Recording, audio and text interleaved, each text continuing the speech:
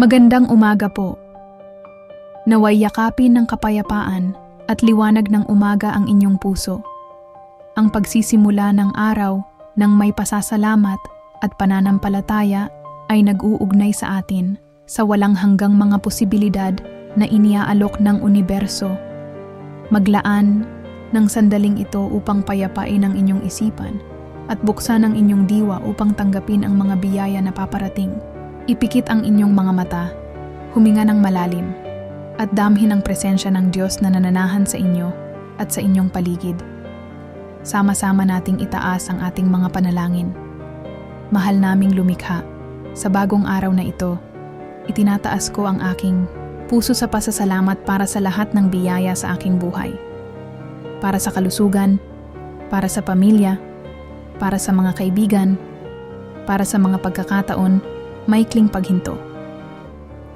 Hinihiling ko ang inyong patnubay at karunungan upang tahakin ang aking landas ngayon. Naway ang aking mga desisyon ay gabayan ng liwanag ng katotohanan at pagmamahal. Maikling paghinto. Panginoon, ako'y bukas na tumanggap ng kasaganaan sa lahat ng bahagi ng aking buhay. Pagpalain ninyo ang aking mga proyekto, ang aking trabaho, at ang aking pananalapi. Naway malayang dumaloy ang kasaganaan sa aking landas at naway ako'y maging daan upang ibahagi ang mga biyayang ito sa mundo. Maikling paghinto. Protektahan ninyo ako sa lahat ng kasamaan at negatibidad. Naway yakapin ako ng inyong kapayapaan at palakasin ako sa harap ng anumang hamon. Naway makapagpalabas ako ng positibong enerhiya at makaakit ng mga tao at sitwasyon na makakatulong sa aking paglago at kapakanan. Maikling paghinto.